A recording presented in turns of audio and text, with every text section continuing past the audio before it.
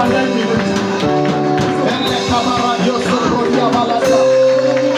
Ne me regarde pas, tu n'es pas ici pour moi.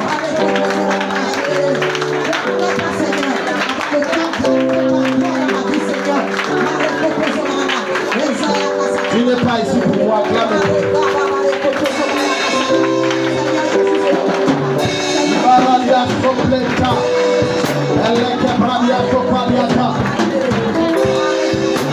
Au nom de Jésus, donne-toi 23 personnes et dis c'est ton œuvre.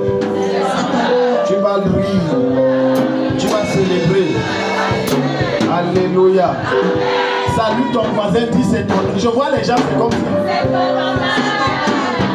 Salue-le, dis c'est ton œuvre. Acclame pour toi-même, c'est ton œuvre, acclame pour toi-même. Assieds-toi, tu es béni. Alléluia. Dis à ton voisin, bienvenue au super dimanche. Alléluia. Rapidement, sans plus tarder, nous allons aborder le thème qui nous ramène ici. Et c'est Jésus qui nous rassemble en celui. Et quand Jésus t'appelle, tu réponds. Je t'assure que tu vas partir avec une témoignage. Quelqu'un dit Amen. Quelqu'un répond Amen. Écoute-moi.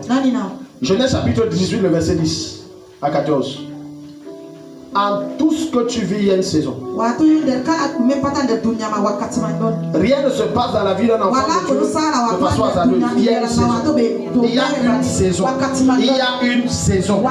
Dis à ton voisin, il y a une saison que Dieu a établie pour ta vie. Le mystère que plusieurs ne savent pas, c'est que dans le monde spirituel, le jour où tu nais, Dieu active ton horloge. L'horloge, c'est quoi? C'est la pendule qui, dans la salle des horloges, est tenue au ciel. Et là-bas, ton horloge tourne. Le temps qui te reste à vivre sur la terre. De la même façon que tu vas voir le manguier, le goyavier, je ne sais pas, tout ce que vous voulez, les mandariniers, tout ça, avoir une saison. De la même façon, dans la vie de chaque enfant de Dieu, il y a une saison. Maintenant, tu dois comprendre. Dieu ne te visite pas à cause de tes prières seulement. Non. Dieu ne te visite pas simplement à cause de l'excès de tes jeûnes. Dieu te visite en sa saison. Les gens n'ont pas compris ce que j'ai dit. Non, je n'ai pas dit en ta saison. J'ai dit en sa saison. Maintenant, c'est une erreur pour toi de ne pas être au bon endroit, au bon moment, en train de faire la bonne chose pour accéder à ce que tu as réservé pour toi. Donc, quand on parle du terme déclencher et accéder à la visitation divine, c'est parce que tu peux le faire, tu peux accélérer le temps de Dieu. À l'époque de nos parents, il y avait une saison pour les tomates, il y avait une saison pour les oignons. Aujourd'hui, avec l'avancée de la technologie, on peut le cultiver en toutes les saisons. Donc, il y a une grâce que tu peux provoquer chez Dieu qui fait qu'en toutes les saisons, tu portes le fruit. Je déclare dans ta vie, les temps de saison s'espacent au nom de Jésus. En tout temps, tu vas porter les bons fruits. En toute saison, tu vas porter les bons fruits. Le meilleur des années, je vois que ça s'est passé. Genèse chapitre 18, le verset 10. La visitation de Dieu se manifeste sous deux formes. Dieu peut te visiter pour le jugement. Dieu peut te visiter pour l'exaucement. Il n'y a pas que Satan qui visite les gens, même Dieu visite les gens. Genèse chapitre 10. Si quelqu'un a la page, il nous fait la lecture, on va aller très vite. Genèse chapitre 18, le verset 10. Genèse chapitre 18. Oui, le verset 10. L'un va même à partir du verset 8. Parce qu'il faut que tu comprennes le contexte. Lorsque tu as une apparition angélique ou une apparition du Seigneur Jésus lui-même, ce n'est pas simplement pour le plaisir de te donner une révélation. Non, c'est une visitation divine qui a pour objectif de déclencher quelque chose dans ta vie. Donc, quand quelqu'un s'arrête sur une vision qu'il a eue, de l'ange qui lui disait quoi faire comme ça, j'ai bien peur que tu vas passer à côté de ce que Dieu veut faire dans ta vie. Avoir la vision ou le rêve où tu as vu l'ange te visiter et te donner certaines choses. La sagesse de Dieu, du ciel qui est d'en haut, qui n'est pas de ce siècle, veut que tu entres dans la présence de Dieu. Tu dis Dieu, maintenant que tu me visites, que cela devienne réel. La plupart d'entre vous, votre erreur, j'ai eu un songe, un homme de donner la clé, et tu t'arrêtes là. Et ta vision s'arrête au songe. Et la visitation de Dieu s'arrête dans l'esprit. Lorsque Dieu te dit, j'ai déjà fait, il est en train de te dire, entre dans ma présence jusqu'à ce que tu vois matériellement ce que j'ai déjà fait. Regarde ici. Regarde. Il y a des prophéties qui ont tellement duré dans la vie des gens parce qu'ils ne savaient pas quoi faire, comment faire et quand le faire et quelle disposition prendre quand Dieu parle. Et c'était le cas d'Abraham. Abraham a commis des erreurs. La prophétie a tardé un peu et il a succombé à la tentation de sa femme en couchant avec Agar. Plusieurs d'entre vous ont échangé leur prophétie parce que ça tardait. Or, Habakkuk te dira, si elle tarde, fais quoi? Attends. Dis à ton voisin, attends. C'est maintenant. C'est en train de venir. Le temps selon Dieu. C'est pas notre temps. Quand Dieu te dit maintenant, si tu n'as pas compris qu'en dans sa présence pour enfanter le maintenant, tu risques de faire 10-15 ans et voir le maintenant dans 15 ans. Quelqu'un ici? Fais-nous la lecture, verset 8. Quand la viande fut prête, Abraham la plaça devant ses visiteurs avec du lait caillé et du lait frais. Il mangeait. Tandis qu'Abraham se tenait debout près de son arbre. Oui. Il lui demandait, où est ta femme Sarah? Où est ta femme Sarah? Dans la danse. Chut. Donc tu vois maintenant, écoute, Dieu n'est pas venu rencontrer Abraham pour deux choses. C'était juste pour que la promesse écoute bien ce que je vais te dire. Maintenant, on va accéder à la dimension où je vais te montrer comment on déclenche et on enfante une prophétie de Dieu. Parce que déclencher la visitation est bien, mais tu peux déclencher, tu n'accèdes pas, mais tu as déclenché. Abraham avait déclenché la visitation, mais maintenant pour qu'il entre, il devait avoir la première clé que Dieu Jésus te parle aujourd'hui, avoir un caractère exemplaire. Pardon, suis. La plupart d'entre vous, je peux te choquer, c'est que tu pries depuis des siècles, Dieu t'a déjà exaucé, mais tu ne vis pas ça, parce que tu n'as pas eu la bonne attitude pour accéder à ce que Dieu t'avait déjà envoyé. Parce que pour nous, pour que Dieu réalise et accomplisse ce que Dieu nous a promis, il faudrait que Dieu lui-même vienne et prenne et dise voilà ça. Non. Toute chose que Dieu fait sur terre, il doit passer par nous. Dieu ne peut rien faire sur terre sans nous. Regarde ici. Moi, les gens sont calmes. Maintenant, tu vas voir Ézéchiel 22, verset 30. Il va te dire, je cherche un homme qui se tient à la brèche et qui intercède pour le peuple. Pourquoi Dieu n'a pas dit lui-même qui est Jésus, j'intercéderai pour le peuple? Non, Dieu veut agir et préserver sa colère, mais il veut quelqu'un. Il cherche un homme. Dans chaque famille, Dieu cherche un homme. Dans chaque nation, Dieu cherche un homme. Dans chaque continent, Dieu cherche un homme. Dieu a besoin de Moïse. Pourquoi Dieu n'a pas envoyé un ange libérer Israël de l'oppression de Pharaon? Parce qu'il ne peut pas agir par lui-même, il veut agir par un homme. Regardez l'honneur qu'il nous donne. Regardez la grâce qu'il dispose pour nous. Maintenant, regarde l'attitude de ce monsieur. Les trois visiteurs sont venus. S'il les avait chassés, il ratait sa visitation. Est-ce que tu sais qu'il y a des personnes qui sont venues chez toi parce qu'elles avaient faim? Or, c'était la visitation et l'exaucement que tu avais envoyé. Les gens sont calmes. Est-ce que tu sais que la personne que tu as permis que tu voies, qui souffre, alors que tu pouvais l'aider et tu ne l'as pas fait, c'était l'exaucement de ce que tu pries depuis Dieu a envoyé. Mais en échange, il fallait avoir la bonne attitude.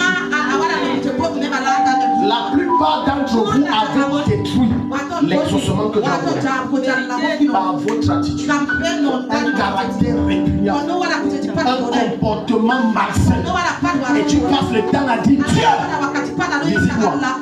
La première chose qui va te combattre et combattre tes prières, ce n'est pas Satan. Satan est le moindre problème de tout chrétien. J'ai dit devant Jésus. Le plus grand problème de tous les chrétiens, c'est les chrétiens. Si ta vie n'avance pas, non, ne châtie pas Satan. Commence par te châtier. Quelqu'un ici? Dis à ton voisin pourquoi tu es calme. Regarde ce qu'Abraham fait. Quand les gars viennent, il ne les connaît pas. Mais comme c'est un homme d'esprit, il sait que c'est mon heure. Il sait que c'est mon temps. Il sait que c'est ma saison de visitation. Les gens qui passent sur moi ne sont pas normaux. Ce n'est pas des gens de la même nature. Il les accueille. Il dit rapidement à sa femme qu'il n'avait aucun programme pour eux. Rapidement, petit la pâte, tu le veau, fais le grillade, fais ceci. Pas de programme. Combien de personnes sont passées chez toi affamées et tu as dit tu n'étais pas dans mon programme. Et tu as dit aussi je ne suis pas dans ton programme. Jésus. Seigneur, visite-moi. Dieu t'a visité. Mais tu n'as pas su que c'était Dieu qui t'a visité. Toi, tu as vu ce qui frappe aux yeux. Tu n'as pas vu que c'est Dieu qui t'a visité. Lorsque Dieu te visite, il ne vient pas et dit c'est moi Dieu, je suis venu te visiter.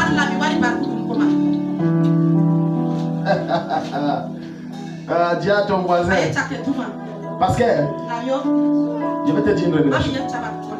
Dieu c'est un père et Dieu ne prend aucunement plaisir à voir son fils souffrir pendant longtemps et très longtemps. Donc si après un certain nombre d'années, 10 ans, 15 ans, ça ne change pas, je t'assure que ni Satan, ni les sorciers de ton village n'ont pu te retenir, c'est toi qui te retiens. J'ai dit, Satan est déjà vaincu. Dès qu'ils ont reçu les anges, là je regarde si n'est pas normal. Rapidement, fais le meilleur placé. Maintenant, c'est quand ils ont mangé, ça a activé l'attitude. Quand ils ont mangé, ils ont dit ah. Parce que quand Jésus vit avec les deux anges, c'est l'attitude qui déterminait la visitation. Sinon, il aurait pu partir avec son exaucement. Lis. Dans l'attente, répondit-il. L'un des visiteurs déclara je reviendrai chez ça là, il dit ça calme, il a déjà mangé. Jésus a déjà mangé. Il a mangé le ventre plein. Il a roté. Bon. Tu disais que ton dossier là c'est un bon quoi. Regardez comment les gens ratent le temps que Dieu les a visités. Un jour, Jésus va pleurer sur une ville qu'on appelle Coraz pour une seule chose. Il est passé, personne n'a su que c'était la solution qui passait. Parce que les gens voyaient en lui le charpentier, en voyant en lui le maçonnier. Pour plusieurs, tu as été une solution que Dieu a envoyée, mais personne n'a vu que tu es leur solution. Et ils ont raté leur temps de visitation. Parce qu'ils voient en toi celle qui chante. L'homme qui passe le temps à demander, celui qui n'a rien, alors que c'est son heure et c'est toi la visitation. Je déclare dans ta vie au nom de Jésus, Dieu te permet par sa grâce de rattraper le temps. Tu rattrapes le temps, tu rattrapes le temps. Le meilleur amène la grâce de Dieu descend sur toi. Maintenant l'ange va dire l'année prochaine à la même période. Et Jésus parle à quelqu'un ce matin. L'année prochaine à la même période. L'année prochaine à la même période. Ta condition deviendra étrange. Ta vie va passer d'un niveau à un autre plus supérieur. Ta destinée va se manifester de façon tangible. Tu as entendu parler de ce que Dieu a promis. Maintenant tu vas voir ce que Dieu a promis. Ce matin je suis venu t'introduire dans la visitation divine. Le meilleur des amens, je vois la main de Dieu te toucher. Écoute bien aimé. Écoute. Une des choses pour lesquelles tu dois veiller à ne pas rater, c'est le temps Kairos. Le temps Kairos. Le temps Kairos. Parce qu'il y a 3 dimensions de temps. Parmi lesquelles le temps Kairos, c'est le temps que Dieu a prévu dans sa préscience et dans l'éternité, avant la fondation du monde, de ce qui doit arriver. Quand tu rates ce temps, quand tu rates cette saison, quand tu rates ce moment, bien aimé, tu ne peux pas aller loin. La plupart d'entre vous, Dieu vous a disqualifié à cause d'une chose. chose. Votre caractère est répugnant. Quand on est un homme de destinée, on se comporte bien. À la dimension et la statue de Christ selon la destinée à laquelle Christ nous appelle. Il suffit pour peu que quelqu'un prophétise sur toi ou que tu aies un rêve.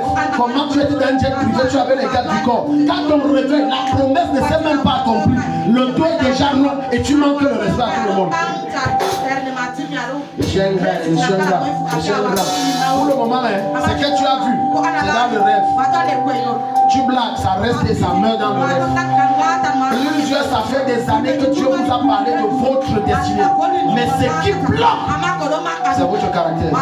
Les gens ont réduit le péché simplement à une chose qu'on appelle le mensonge, le vol, la fornication, l'adultère. Non, quand ton caractère sent, c'est une forme de péché.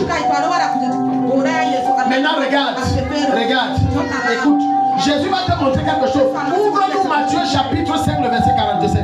Jésus va te montrer comment est-ce que, même si tu déclenches la visitation de Dieu, ton caractère peut t'empêcher d'accéder. Une seule action, des attitudes déplacées. Comment est-ce que tu peux prétendre être fils de Dieu, né de Dieu, mais tu as de la peine à saluer les gens qui sont autour de toi? Et après tu dis Dieu visite-moi, Dieu ne peut pas te visiter. Tu as de la peine à respecter les autres. Ce qui prouve que tu es un grand, c'est que tu es capable d'honorer, de respecter ceux qui sont moins que toi.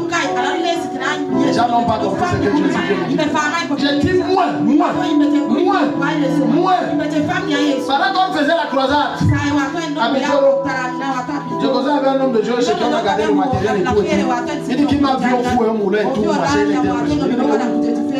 Quand on est leader, ce n'est pas donner les autres à gauche, viens à droite, assieds-toi ici, lève-toi, saute. Non, si tu veux que les autres sautent, commence à sauter toi-même. Si tu veux que les autres tendent les pieds toi-même. Parce que ce qui fait ta grandeur, c'est plus ta humilité, ta bassesse devant Dieu. Et David va dire, je me rendrai encore vil devant mon Seigneur.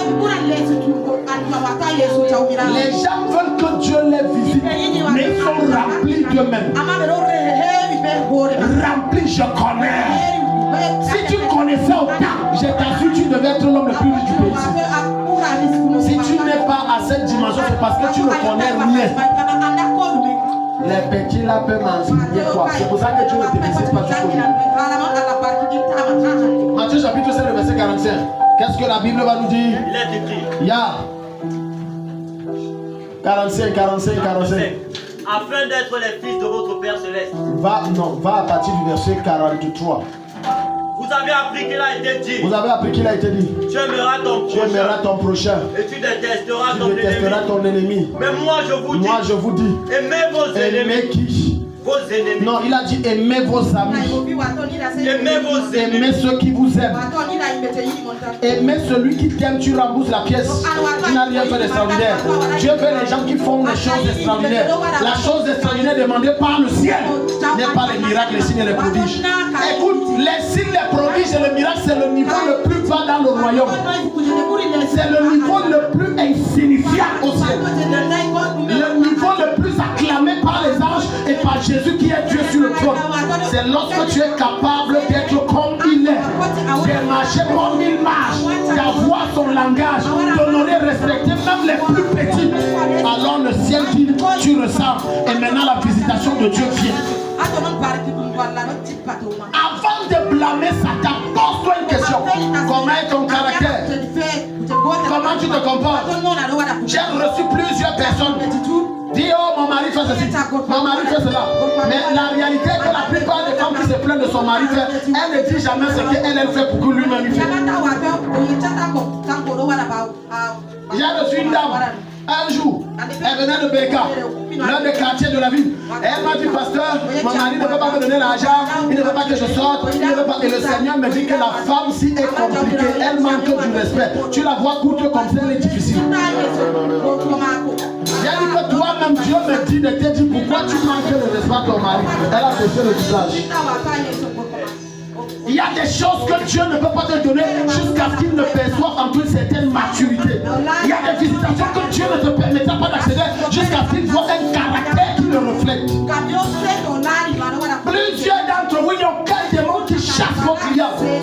attitudes qui les chassent. Et vous voulez que l'onction fasse la magie.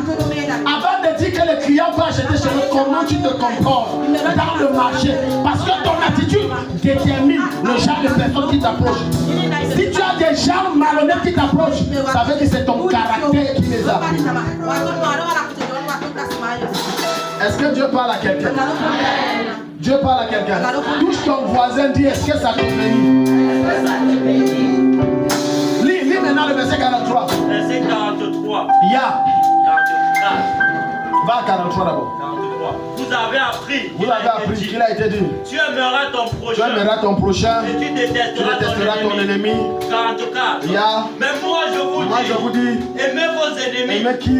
Vos ennemis. Aimez qui? Vos ennemis. Ton ennemi c'est celui qui te hait. C'est pas ton ami. Mais dans l'église on trouve des gens comme tu me hais, je te hais. Tu ne me salues pas, je ne te salue pas. Tu m'insultes, je t'insulte. Et après tu dis ma vie est bloquée. En priant, jeune, ça ne donne. Ça ne peut pas donner. J'ai vu des hommes de Dieu qui ne se saluent pas. La sorcellerie dans l'église. Ils se voient, ils ne se saluent pas. Moi, ils te voient, ils te saluent bien. Ils te saluent bien même. Tu es ici? Ton caractère dégage une odeur. Ton caractère déploie une onction. Ton caractère appelle des présences. Donc le genre d'attitude que tu as détermine le genre de visitation que tu auras. Regarde ici. Amen. Verset 44. Verset 44. Yeah. Et moi je vous dis, aimez vos ennemis. Bénissez ceux qui vous bénissez. Bénissez. On t'insulte, tu dis Dieu te bénit. Quand tu dis bénissez ceux qui vous maudissent, le mot maudit veut dire injurier. Chaque fois que tu injures, tu es en train de maudire. Et la Bible te dit bénis-le. Il te dit ta tête est comme le lézard, tu dis tu es béni. Amen. Regarde, dis amen. Il dit regarde ta démarche comme là, tu dis tu es béni. Tu sais pourquoi? Parce que dans le livre de Romains chapitre 12, le verset, à partir du verset 18, l'apôtre Paul va nous dire, à force de faire le bien à ceux qui vous font le mal, vous amassez des charbons ardents sur la tête et vous prenez des grâces et des bénédictions. Donc quand tu m'insultes et que je te bénis, ta malédiction se multiplie par 7 et rentre sur toi.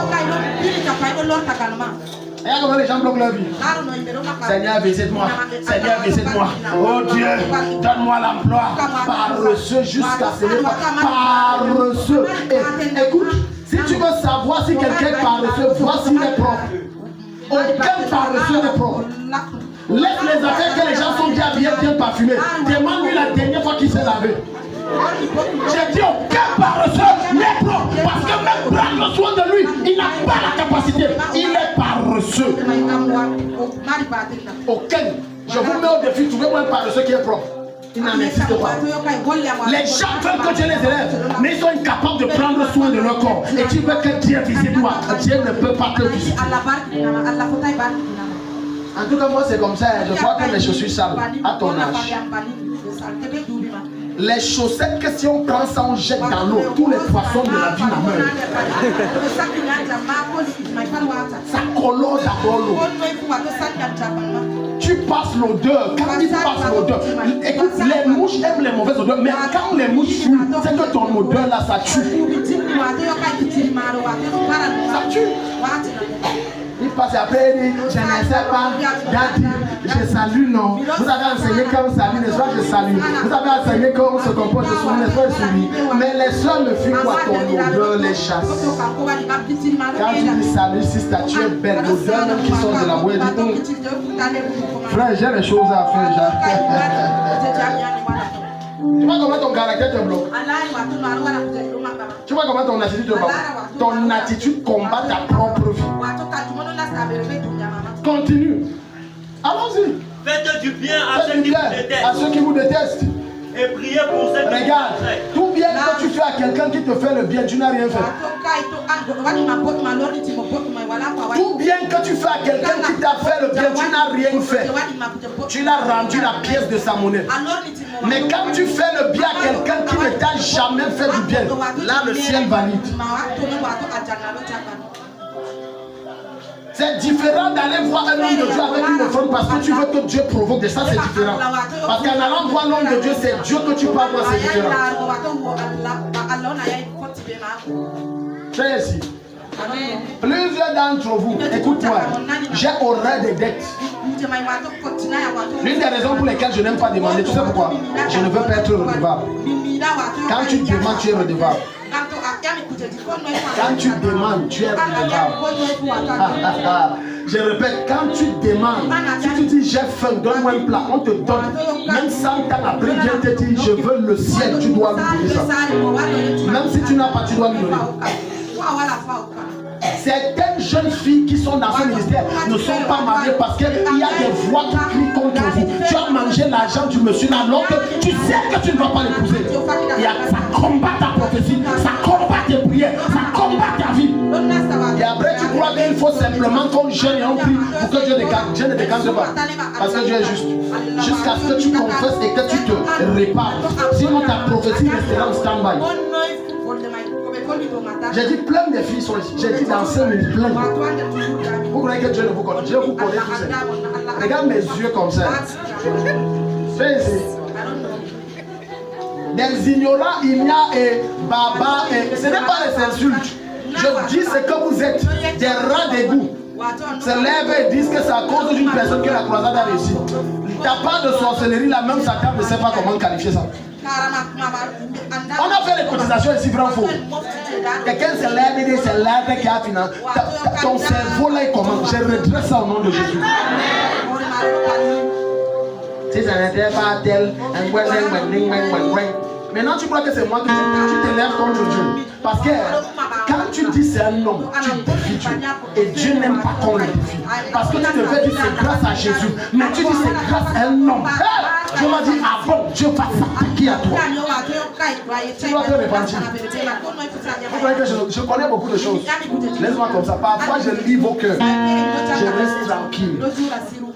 Je laisse tu t'embrouilles, tu souffles, tu bloques aussi. Comment se fait-il qu'un homme t'invite au resto et tu sais que le gars là ce n'est même pas ton goût et jamais un jour même le bisou je ne vais lui donner, mais tu pars, tu manges son argent et tu crois qu'il pratique ça va te prendre. Quelqu'un arrive chez les dents cassées, c'est 1, 2, 3 ici. Tu ne comprends pas ce qu'il dit, toi aussi tu dis, j'aime parce qu'il a la voiture, il a un peu d'argent. On va aller, allons-y. C'est que tu manges, c'est ça qui te combat. Quand tu t'engages à prendre la chose d'un homme, rassure-toi que vous allez finir ensemble. Sinon, ça va te combattre. J'ai dit, ça va te combattre. Après les jeunes filles, c'est l'une des raisons pour lesquelles les jeunes filles en ce siècle ont de la peine à concevoir, de se marier, d'avoir le travail, et même qu'elles trouvent un soi-disant mari, c'est un bandit.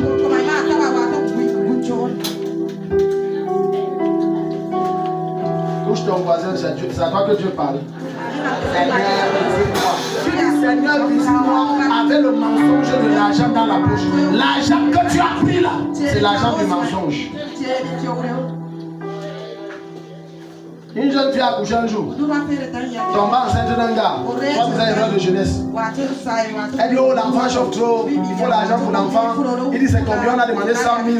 Elle dit ok je t'amène. Il dit oh non c'est pas possible, envoie l'argent. Non, le docteur ne veut pas voir le père. Vraiment, je ne comprends pas avec tous les make-up et les wesses et les balans que je mets, ça ne donne pas. Pourquoi il n'y a pas le mariage? Ça ne peut pas donner. Oh, on n'épouse aucune femme à cause de son make-up. Je peux aller loin. On n'épouse aucune femme à cause de sa beauté. J'ai dit devant Dieu, les hommes cherchent les épouses. Mais quand tu es bel un genre, tu as un caractère, ils cherchent les joueurs. Ils couchent avec toi, tu crois que quand tu couches avec plusieurs hommes, qui perd? C'est toi qui perds. Parce que dans le rapport sexuel, la femme reçoit, l'homme ne reçoit pas. Tu as couché avec elle, tu as couché, tu ne sais pas que tu entraînes. Ton sexe c'est le plus, ça entraîne les têtes combattre. Donc ne crois pas que les est belle. Celle-ci ne veut pas être par attends, le temps arrive où c'est toi qui vas les trouver. Je t'assure, je te promets. Si ton caractère ne change pas, sûr que tu vas les trouver. Parce que tu crois que ce n'est que la beauté. Les hommes cherchent les épouses avant de chercher les femmes. Je vais loin, ils cherchent les mères. Voilà pourquoi il est difficile de voir un homme de 60 ans chercher une fille de 30 ans. Il va dire je veux mon calibre, je veux pas les gens qui vont me casser la tête parce qu'elle voit les niveaux là. Allons à Mexico, on doit aller à la.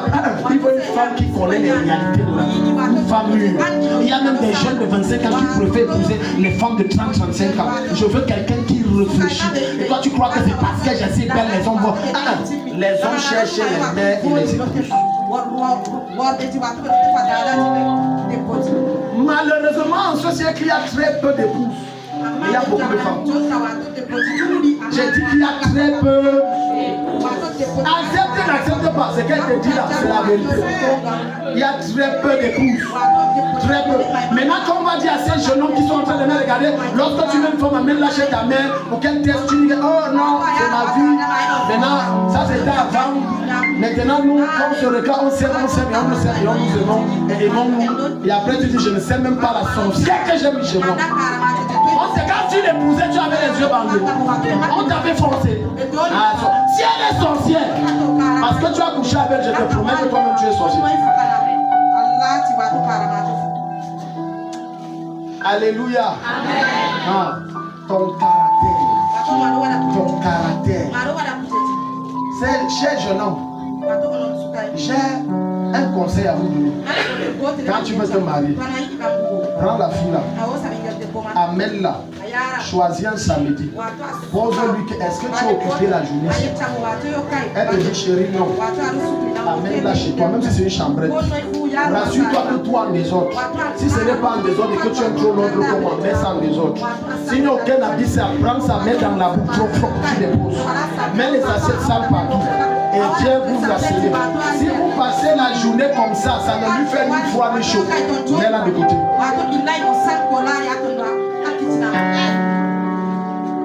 Une seule femme a dit amen. Les autres disent ne gâte pas le marché de ma fille. Elle a dit je veux gâter le marché. Mais gâte, allez. Tu dis qu'on va vivre ensemble. Je te fais un petit test que tu échoues. Test de propreté. Test d'ordre. Voilà pourquoi la fille que tu vois chaque fois à l'église, elle est belle. Un jour expressément débarque chez eux à 5 heures. Tu toc. On dit c'est qui ne donne pas ton nom, change ta voix. C'est le voisin. Et sort. Tu envoies vrai si elle est belle. Et si les deux boules de couscous sont toujours debout, comme elle te fait croire quand elle vient à l'église. Parce que sinon tu risques qu'elle te supplie que c'est les sandales de Dieu. Un jour, attendez. Et là c'est aussi. Attendez. De nos jours, vous savez que tout est faux, non? Tout est faux. Est-ce que vous savez que de nos jours, tu vas voir l'orbite percée, il y a les faux yeux qu'on te donne. Maintenant tu es posé, j'ai trouvé une belle fille, elle a les yeux des blanches. Oh ici là il n'y a pas ces percées, elle a mis le truc là. Et ici elle a mis la police. Un jour, un jeune homme est arrivé dans une église, il a vu une belle. Il dit, oh papa, j'ai trouvé la femme de ma vie. Il dit, oh papa. Non papa. Il dit, c'est qui? Vous voyez la soeur qui est comme ça. Le gars dit, ah oui je vois. C'est la femme de ma vie. Il dit, mon fils, celui qui veut vivre longtemps ménage sa monture. Le gars n'a pas compris le message du Dieu. Il va encore bien réfléchir. Il revient 2 semaines, il dit papa j'ai tout réfléchi. Elle est mon cœur, elle est mon... Je dors, je ne peux pas dormir sans elle. Elle est 14 ans. Il a chanté tout ça. Un jour donc, comme il s'entêtait, son pasteur lui a dit arrive chez elle à 6h00. Top et ne donne pas ton nom. Invente un nom. Il est arrivé. Toc, c'est qui il a donné, il a changé la voix. La seule sort. Parce que vous savez qu'il y a des femmes qui dorment avec eux. Vous avez ces pyjamas. Non, pas pyjamas. Les quoi? nuisette. Tu vois les femmes, nuisette. Tu vois les choses des femmes sont toujours étranges. Nuisette. Donc c'est même, il y a certains qui sont transparents. D'autres qui ne sont pas transparents. Quand le gars sort, il a failli piquer la cuisse. Les seins étaient ici.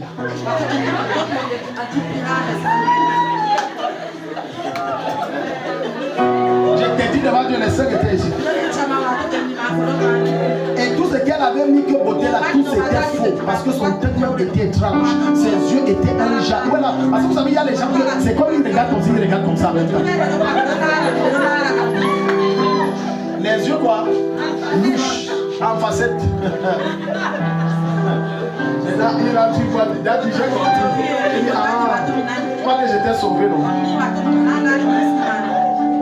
Parce que les gens sont tellement faux. La femme que tu veux épouser, la dit que je ne suis pas fort. Si tu sais où tu t'engages, sache que je ne suis pas. Ce n'est que les gens qui ont compris ce que j'ai dit. N'arrive pas dire que non, moi, oh, je suis non, là-bas, alors que tu es un enfant. Ton caractère. Genèse 4 à partir du verset 2, c'est ton caractère. Ton caractère. Une jeune fille a perdu l'emploi alors qu'elle a manqué du respect à son patron en route sans savoir que c'était son futur patron avec qui elle allait déposer pour avoir un boulot. Elle s'est mise à l'insulter parce qu'en marchant, il est un peu bousculé par une advertence. Ah, regarde-moi ce salon. Bon, tu peux avoir une fille comme moi. Voilà, regarde, mais madame, qu'est-ce qui vous arrive? Insulter. Elle dit pardon. Prendre l'eau même sale, verser sur lui.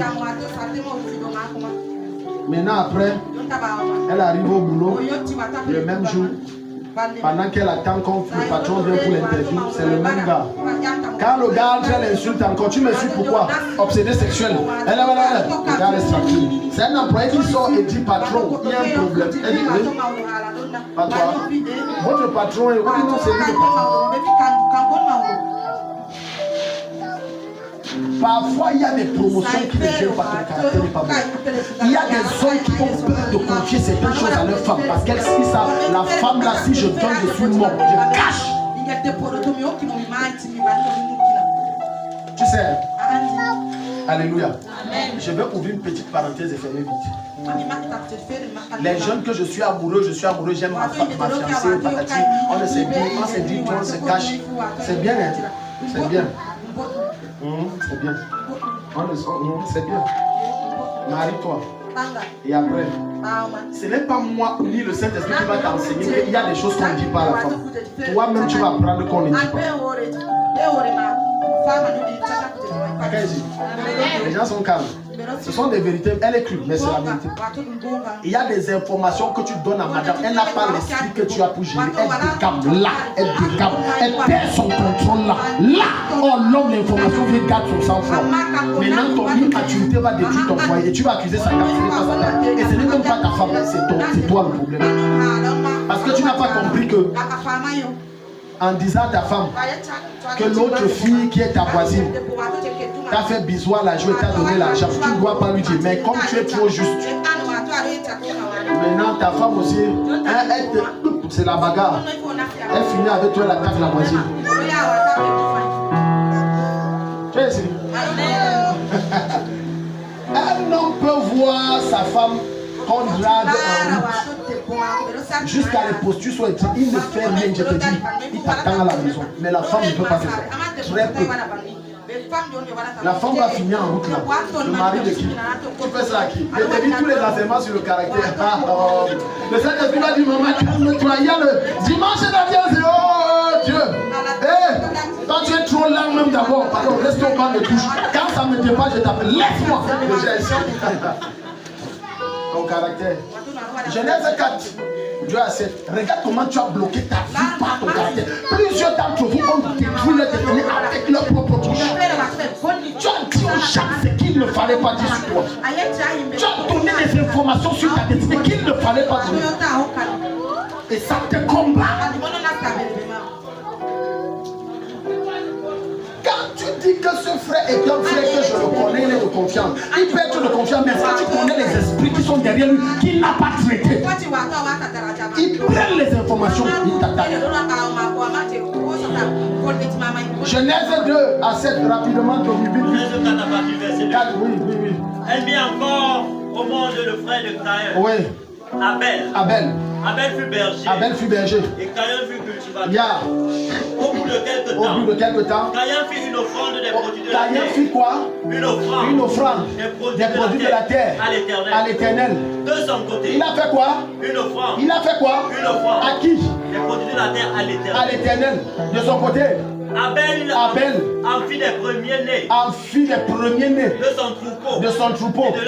Et de leur graisse. L'Éternel porta un regard favorable sur l'offrande de qui? De Abel. Oui. Et sur son offrande. Mais pas sur Caïn. Et sur son offrande. Caïn fut très irrité. Regarde, stop. Maintenant on entre à la deuxième clé qui te permet d'activer, de déclencher et d'accéder à la visitation divine. L'état de ton cœur. Dieu n'a pas rejeté l'offrande d'Abel parce Abel était trop souriant. Mais Abel avait un bon cœur. Écoute, pour connaître le cœur de quelqu'un, regarde ce qu'il t'offre. Et tu sauras quelle est l'intention et la vue qu'il a sur toi. Ce qu'un homme prend et te donne est à l'image de son cœur à ton endroit. Un homme qui aime une femme passionnément, il va aller l'acheter un bijou rare qui lui coûte la tête des pieds. C'est son cœur. Quand quelqu'un prend quelque chose qui ne veut plus étoffer, tu connais quel est le cœur qu'il a à ton endroit. Plusieurs d'entre vous, c'est là alors, votre cœur a fait en sorte que vous donnez des mauvaises offrandes. Et par conséquent, ces mauvaises offrandes, au lieu de parler en votre faveur, parce que c'est l'un des objectifs de l'offrande. L'offrande, c'est d'attirer la faveur et la grâce de Dieu ce soir. Maintenant, quand elle n'est pas bien, venant d'un cœur qui n'est pas bien, ça active la colère et la désolation venant de Dieu qui te combat. Regarde Abel, il a offert. Quand on dit l'Éternel n'a pas agréé, ça veut dire que l'année qui a suivi, quand il a planté, ça n'a rien pris. Mais par contre, la même année que son petit frère a mis les brebis, ça a multiplié. Parce qu'en donnant, son cœur était tellement pur qu'il a dit, je ne donne pas n'importe quoi à Dieu. Il faut que non, je dois donner le meilleur. La Bible dit, il a pris les premiers. Il a dit, Dieu c'est pour toi, les meilleurs. Parmi le troupeau, il y avait un qui boitait, il a dit que non, ça ne vient pas ici. C'est ton cœur qui te combat. C'est ton cœur qui te combat. C'est ton cœur qui te combat. Ton cœur détermine le genre d'esprit qui tient de toi. Quand tu vois quelqu'un avoir des rêves où il est oppressé, pose-lui une seule question. Comment sont tes pensées? L'un des signes qui montre que ton cœur est tellement méchant et mauvais, c'est que ton cœur est toujours tourné vers le mal. Tes pensées sont saturées de mauvaises pensées. Là, c'est l'expression de ton cœur. La plupart d'entre vous priez pour terrasser des démons, des forteresses. Mais vous ne pouvez pas terrasser Satan en ayant sa sémence en vous. Vous devez d'abord commencer par vous traiter vous-même avant d'attaquer le diable. Parce qu'en l'attaquant, vous allez amplifier l'oppression satanique. C'est la raison pour laquelle plusieurs vont prier, dire depuis que j'ai pris ça, les démons augmentent. Pose-toi la question, comment est mon cœur? Tourne-toi avec ton voisin, dis voisin. Ton cœur est comment? Dieu exauce facilement les gens qui ont un cœur pur. Somme chapitre 17, le verset 3. J'aime ça, Saint-Esprit, merci. Somme chapitre 17, le verset 3. Quand ton cœur n'est pas vrai, tu ne peux pas prétendre aider la soeur si je t'aide. Derrière, tu te moques, tu parles. Et après, tu veux que Dieu te dise. Ça marche pas. Toute aide que tu donnes à quelqu'un pour après parler, tu viens de fermer toi-même le ciel sur ta tête. C'est la raison pour laquelle je donne à Dieu sans compter et je donne à Dieu sans murmurer et je donne à Dieu sans regretter. J'étais dans une église où on m'a humilié et je venais d'offrir les oufleurs, les machins. J'étais pauvre, je n'avais rien. J'ai même retiré mon costume, j'ai donné. Et on m'a humilié sur ça, on m'a chassé. Je n'ai jamais dit je reprends, redonner. C'est la malédiction que tu es en train de porter. J'ai dit c'est à Dieu que je donnais, c'est pas un homme. Et je suis parti là-bas heureux. Si il était à refaire, je te fais refaire. Parce que c'est à mon Dieu. Le cœur pur. Très peu. Très peu. On un cœur pur. Mais plusieurs veulent que Dieu les visite. Écoute-moi. Tant que toi tu es un homme et que tu ne connais pas discipliner petit papa. J'ai dit tant que tu es un homme, tu ne connais pas discipliner petit papa. Si jamais et si par malheur ça arrive que tu te maries, le malheur là aura de la peine. Ça ne sera pas la faute de ta femme, c'est la faute à toi. Tu es ici. La plupart d'entre vous, les erreurs que vous faites avant de vous marier et qui causent des tourments dans vos foyers, c'est qu'avant de vous marier, vous ne prenez pas la peine de vous travailler, vous ne travaillez votre propre cœur. Vous, non. Seigneur, transforme ma femme. Tu as fini de prier pour toi que Dieu te transforme, pour qu'il transforme celle que tu veux épouser. La transformation de l'autre est à la mesure de ta transformation à toi. Pour que tu sois capable de transformer ton environnement, il faut que toi-même tu sois transformé. Ah, je dis moi-même, amène à mon message. Tu veux transformer les autres, toi-même tu es transformé. C'est comme quelqu'un qui dit, et vous aimez les marabouts comme ça. Quelqu'un dit, j'ai le sida, mais j'ai guéri le sida. Mais lui-même, il est malade du sida. Mais j'ai guéri le sida. Et tu vois donc des ignorants pourris. Somme 17, verset 3. Regarde. Il est écrit. Tu examines mon cœur. Tu examines mon cœur. Tu le visites la nuit. Tu le visites la nuit. Tu me mets à l'épreuve. Tu me mets à l'épreuve. Et tu ne trouves rien. Tu ne trouves rien. Tu ne trouves rien. Yeah. Ma pensée n'est pas différente. Tu vois, Dieu sonde le cœur de David. Tout est pur. Tout est propre. Il n'y a aucune pensée d'adultère, aucune pensée de trahison, aucune pensée de tuerie, aucune pensée d'abus, aucune pensée d'oppression. Tout est pur. Et maintenant, tu vas donc voir, regarde ce que le Seigneur a dit. Continue. J'ai vu les actions des hommes. J'ai vu les actions des hommes. Mais je reste fidèle. Je reste fidèle. Malgré le mal que les gens font, je reste fidèle à Dieu. Je ne change pas. Quand vous êtes méchant, je deviens méchant. Non, je deviens plutôt bon parce que ma boussole, mon baromètre, celui qui me donne l'orientation et la marche sur c'est Jésus. Donc, par conséquent, malgré tout ce que je vis, je n'accepte pas qu'un homme me change négativement. Je continue à être à marcher et laisser suivre les pas du Seigneur. Tous les jours. Dis à ton voisin, tu veux que Dieu te visite. Dis-lui encore, tu veux que Dieu te visite. Change ton cœur. Change ton cœur. Somme 26, verset 2 à 6. Tu vois, c'est ton cœur. Parce que Jésus va te dire dans Matthieu chapitre 15, à partir du verset 19, que c'est du cœur que viennent les mauvaises pensées, les crimes, les adultères. Donc, le problème de tes blocages n'est pas les démons. Les démons réussissent à te bloquer et à te combattre. Parce que tu portes en toi ce qui les appartient. Demande au cafard, il va t'expliquer ça. Parce que les cafards se trouvent où c'est pourquoi? À cause des excréments. Ce n'est pas les urines qui les amènent, c'est les cacas. Même là où on dit on met les bidets, les pots modernes, il y a quand même les cafards. Parce qu'il dit qu'il y a des choses ici. Un jour, si tu as le courage, prends ta torche, envoie dans votre ouest ces torches comme ça. Ils sont casés là, sous la dalle. C'est pour eux. Donc le genre d'esprit qui t'habite, qui te contrôle, qui t'influence, est dépendant du genre de pensée que tu as. Si tu veux aller vite, veille à ce que tes pensées soient pures. Veille à ce que tes pensées soient. Veille à ce que tes pensées soient. Je te dis ce que je fais. Je te dis ce que je fais. C'est pour ça que je peux défier les sorciers. Je sais qu'ils ne peuvent pas m'atteindre parce que je n'ai rien qui les appartient encore. Rien. Maintenant, la sorcellerie t'atteint. La plupart d'entre vous, vos pensées ne sont pas bien. Dis-moi dis-moi comment sont tes pensées, je te dirai comment est ta vie. Sans prophétie, sans que je n'entende Dieu me dire. Et l'une des choses qui va vous réunir, vous qui avez les pensées mauvaises, c'est la stagnation. Rien n'avance. Malgré les jeûnes et les prières. Parce qu'à l'église, les gens croient qu'il faut absolument jeûner et prier intensément. Non. Commence par changer ton cœur. Commence par changer ton cœur. Somme chapitre 26, le verset 2 à 6. Ton cœur.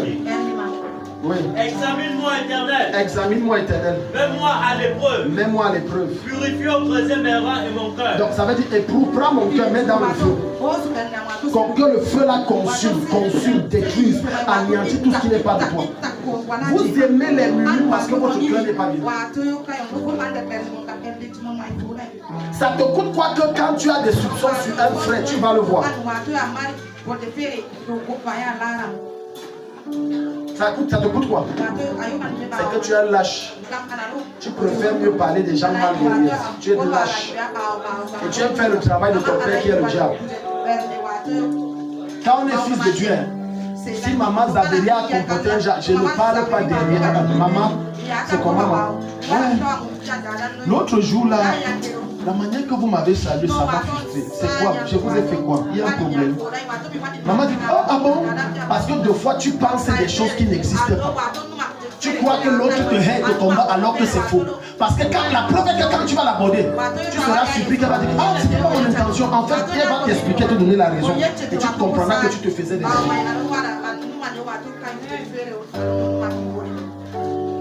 Maintenant, voilà comment les démons te torturent.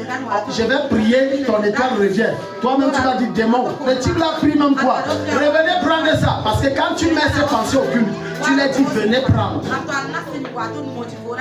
La chose qui attire les présences démoniaques dans une vie chrétienne et dans le corps de tout être humain, c'est le péché. Et le péché naît des pensées. Personne ne pêche sans penser. Tu peux quand même pécher par ignorance, mais personne ne pêche. Parce que Jésus va te dire, c'est de l'abondance du cœur que la bouche parle. Donc avant de poser tes actes, tu as pensé. Tu veux terrasser les démons et avoir le contrôle sur ta destinée. Commence à changer tes pensées. Donc toi avec ton voisin, dis change tes pensées. Dis-le avec autorité, change tes pensées. Je causais avec un de mes fils hier. Et puis on échangeait. Et je lui faisais comprendre que tu me vois comme ça, je suis un homme exagérément discipliné. Jusqu'à mon esprit. Personne ne réussit dans la vie sans être discipliné. Dieu ne visite pas les indisciplinés. Même quand tu vois un grand voleur devenir autant voleur jusqu'à être reconnu, mais malheureusement la police ne le prend jamais. C'est que dans son travail du vol, il est sérieux, il prend son sérieux au point de mettre la discipline. Il y a des bandits qu'on ne peut pas arrêter facilement. Parce que Dieu respecte le principe de discipline. Il est discipliné. Il sait l'heure qu'il dort, il sait l'heure qu'il se réveille, il sait l'heure où il faut voler. Il est. J'ai dit dans le vol, discipliné jusqu'à. Même pour saluer, il connaît. Si tu salues, c'est qu'il. Si tu fais comme il dit, non, ici le terrain n'est pas bon. Il est discipliné. Les gens sont là se plaignent que leur vie n'avance pas. Regarde comment tu dors n'importe comment. Tu te réveilles à quelle heure? Tu dors à quelle heure? Il y a des gens qui n'ont pas d'heure pour dormir. Le sommeil, le travail dort. À l'heure où il se réveille, il se réveille. C'est pour ça que tu vas mourir gratuit. Il dit dors. Le sommeil me fait. Tu dois avoir une heure où je dors. Avant l'heure là, je ne dors pas. C'est par là que le succès commence. Quelqu'un ici? Elle est dans la secte. Vous savez, l'homme a un problème. Quand quelqu'un réussit là où il a travaillé, parce que lui n'a pas réussi, il dit qu'il est dans la secte. Pendant que tu ronfles, tu dors jusqu'à tu ronfles la toi, tu vibres. Sache qu'il y a un autre qui ne ronfle pas. Réfléchis comment ces affaires doivent avancer. Et tu dis qu'il est sorcier. Alléluia. Peut-être vous n'avez pas habité. Il y a des gens que tu dois venir. Le gars ronfle tellement que ton sommeil te quitte pendant que tu dors. Tu es ici? Une petite parenthèse. Chère femme, si tu ronfles, dis au gars là qui veut te poser que quand je dors, personne ne dort. Si tu savais dire quoi, explique-le en détail. Il dit que tu vois, je suis belle comme. Parce que les belles filles ont des défauts majeurs. Elle est belle comme ça, mais elle n'a pas tous les autres défauts. Mais elle a un là, c'est le piment du diable. Belle, mais elle a un là. Si c'est Samuel, Samuel sourit. Mais quand elle se fâche, elle parle. Même les démons qui sont en toi s'accrochent sur un arbre, ils fuient d'abord.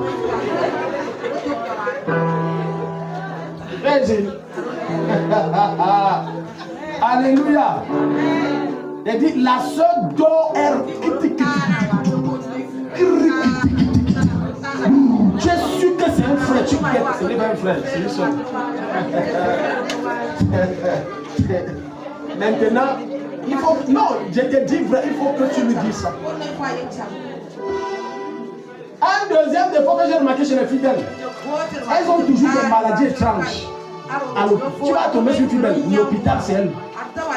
Donc il faut qu'elle te dise si tu as les poches pour chaque fois perdre l'argent à l'hôpital. Tu te prépares. Petit truc c'est ici. On arrive, on finit ici, elle dit que non, maintenant c'est ici. On arrive, ça finit, maintenant c'est le pied. Après, non, c'est la tête. Prépare-toi. Alléluia. Les gens rient, non, vous n'avez jamais vu une femme qui ronfle. Il y a les femmes qui ronflent jusqu'à. Alléluia. Verset 2 à 6, lis ça. Verset 2 à 6. Examine-moi. Examine-moi. Éternel. Mets-moi à l'épreuve. Mets-moi à l'épreuve. Purifions creuser mes reins et mon cœur. Car ta grâce est devant mes yeux. Et je marche dans ta vérité. Dans chapitre 4, le verset 3 à 4. Ton cœur, c'est le principal problème que tu dois traiter. Ton cœur. Il y a des gens que quand ils te font le mal, ils ne te demandent pas pardon, c'est pas par orgueil. C'est naturel et c'est normal chez eux. Faire le mal pour eux, c'est normal. Donc quand tu te plains et tu dis il m'a insulté très mal, on va la voir et dire, moi j'ai fait quoi? Je n'ai même pas insulté, ça c'est rien. Je te dis vrai, elle ça la vérité. Tellement elle a déformé ton nom, insulté ta tête, tes oreilles, tes lèvres, machin, dit que regarde tes dames et papiers, dit les choses atroces. On va la voir et te dire non, ça c'est rien. Papa, il te donne un exemple comme un insulte. Même toi qui es venu nous dire, quelle insulte tu perds connaissance?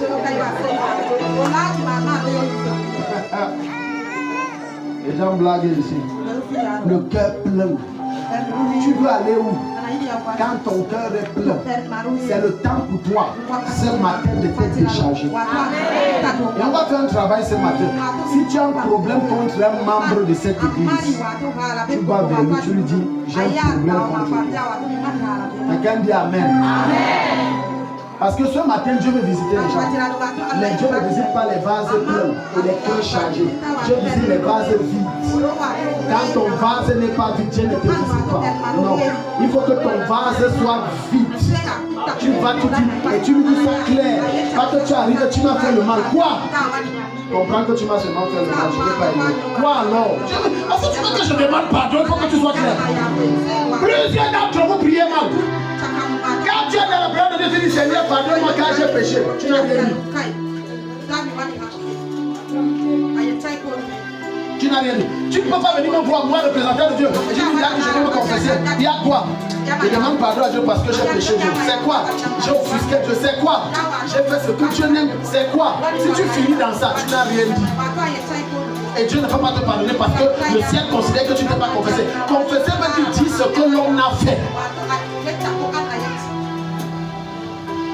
Donc ce matin, tu vas aller et dire ça. On va faire l'exercice là. Et tu vas donc voir comment tu vas aller. Personne ne va t'arrêter. Tu vas voir comment tu vas monter. Rien ne peut te stopper. Parce que Satan s'appuie sur ce qui est dans ton cœur pour porter plainte contre toi devant le tribunal de Dieu. Dit, elle ne doit pas avancer.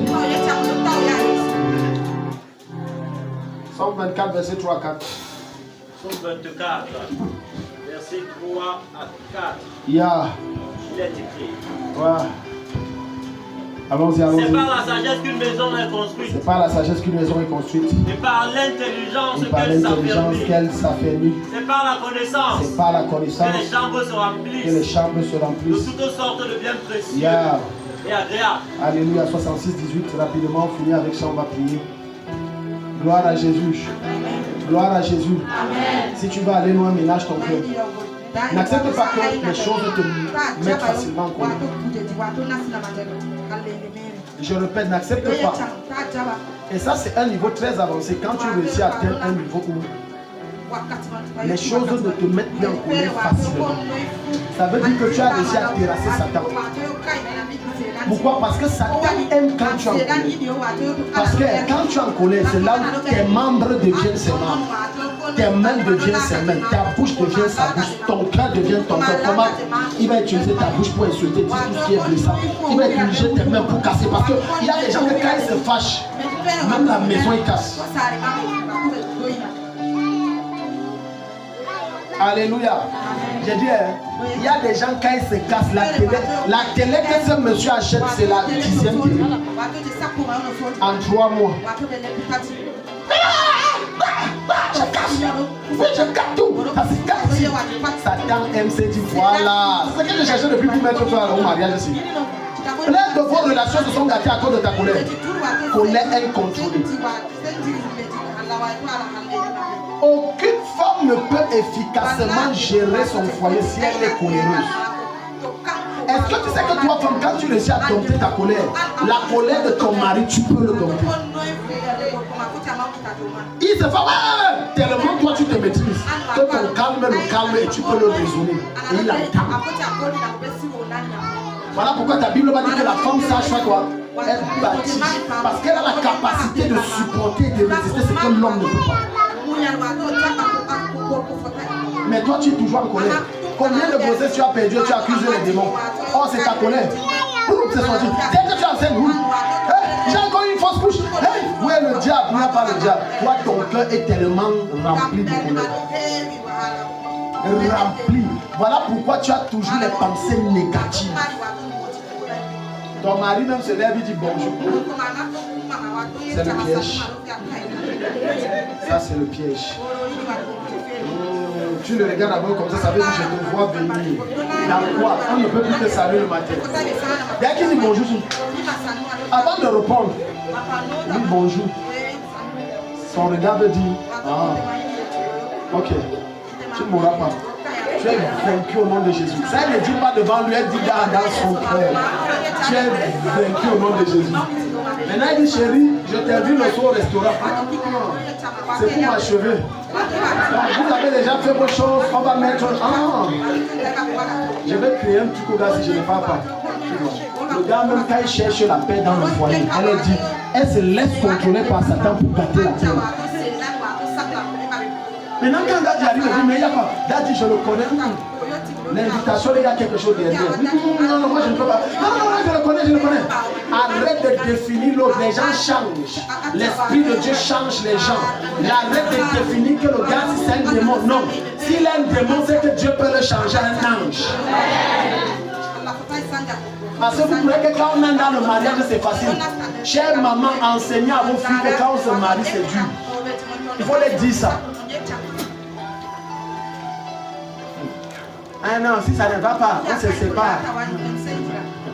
Si ta mère chantait le refrain là, je suis sûr qu'elle avait au moins 4 enfants avec 4 pères différents. Est-ce qu'elle chantait chaque fois le refrain là? Tu vas voir danser maman 15 ans, 20 ans dans le foyer. Donc toi tu crois que c'est rose.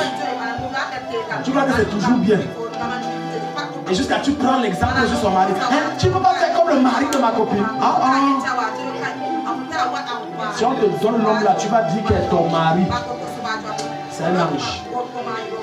Et que la femme là, c'est Dieu même. Parce que toi, tu ne peux pas supporter ça. Ce n'est pas là, c'est Dieu même. Alléluia. Alléluia.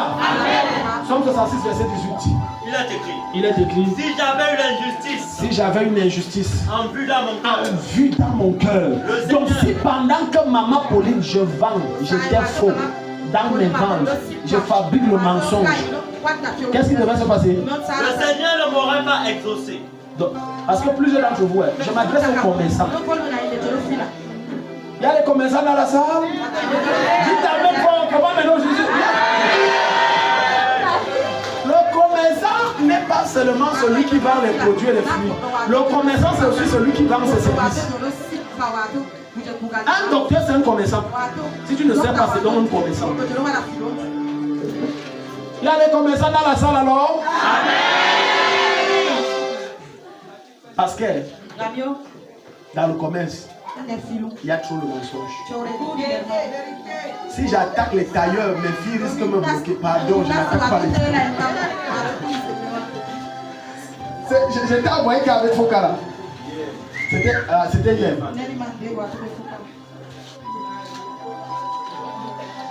Que Dieu délivre les tailleurs de cette église. Le gars peut te donner la crise cardiaque. Viens, passe mardi, non, mardi, non. Mardi, tu as dit, oh, bon, tu vois, la lumière est néo, tu sais que néo là, passe l'autre mardi, tu reviens, oh, non, bon, regarde, tu vois, j'ai une situation, et mon tailleur là, il est doux. Quelque part, tu vois, doux. T'as dit doux. Donc même si tu ne veux pas accepter le prochain rendez-vous, tu dois accepter parce qu'il est doux. Il te parle, tu vois, parce que ce n'est pas faux. Il te dit à côté que non, viens. J'ai envoyé Foka le renvoi avec sa main qui est allée à 2. S'il ne me remet pas mes vestes, dis-lui que je lui fais cadeau de ça. Mon cœur n'est pas sur le tête de la tête. Je le laisse même ça. Il reste. Même avec l'argent que j'ai payé, ne réclame pas. Reste avec. Et j'étais sérieux. J'étais très sérieux. Dit que reste. Dieu te bénisse. Reste avec. J'ai dit, tailleuse, tailleur, théoriste, vous, Nadège, les rendez-vous, pourquoi vous aimez tourner les clients comme ça? Tu vois maintenant, la Bible va te dire, si j'avais l'injustice, donc si j'étais faux, tu m'aurais pas exaucé. Il y a certains problèmes que ça naît de tes mensonges. Et tu lis des démons alors que c'est toi qui les as appelés par le mensonge. Non, ça là, dis-lui que c'est 5 000, comme ça on gagne 1 000 francs. On gagne 1 000 francs. La personne qui t'a laissé t'a dit quoi? Vends derrière moi. Il n'a pas dit que tu ajoutes ton prix. Il a dit vends derrière moi. Maintenant tu ajoutes ton prix. Et après le matin, quand tu te réveilles, toute ta marchandise a pourri. Et tu dis on m'a attaqué. L'attaque venait d'où? L'attaque venait d'où? L'autre te dit que non, la patate, si ça a été on a cultivé ça en Europe. Tu es même sorti de Gaunder un jour. Ça, tu dis qu'on a cultivé ça en Europe. Tu es sorti de Gaunder un, toi aussi. Tu es sorti de Gaunder un jour. Parce que pour une fois, il a cultivé une patate qui est plus grosse que la nôtre. Il dit ça là. Ça, non, ça vient de Hollande. Tu sais que la Hollande est située où? Le gars a vu la télé à la veille, il a découvert qu'il y a un pays qu'on appelle Hollande. Je vais blaser mes clients avec. Moi, c'est les patates d'Hollande. Hollande vient d'où? Si Dieu avait perçu dans mon cœur le faux, l'injustice, le mensonge, il ne m'aurait pas exaucé. Écoute, aucune prophétie n'est. On va dire quoi? Aucune prophétie n'est certaine. Aucune. C'est pas parce que Dieu a parlé, tu dis que Dieu a parlé, donc je vis comme je vis, ça va venir. Blague. Tu blagues non? Demande à David. Non, va demander conseil à Saül. La prophétie, Dieu a enlevé sa femme qu'il a donnée à l'autre que prendre. Et maintenant tu vas te rendre compte que il y a des choses que tu vas voir quelqu'un vivre, ça ressemble à la promesse que Dieu t'a faite. Sache que Dieu a arraché qu'il a déjà donné à quelqu'un. Je le répète, si tu côtoies quelqu'un et que sa vie change et ça ressemble à une promesse que Dieu t'avait faite, sache que tu as été disqualifié de Dieu. Dieu a donné ça à quelqu'un. Les gens blaguent mal avec Dieu.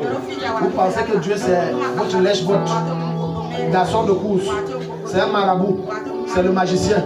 Je refuse de changer ma vie, je vis comme je veux. Et Dieu va me visiter. Dis à ton voisin, sois vrai. Et un bon cœur. Et un caractère exemplaire. Et Dieu va te visiter. Acclame le Seigneur, on va prier pour toi.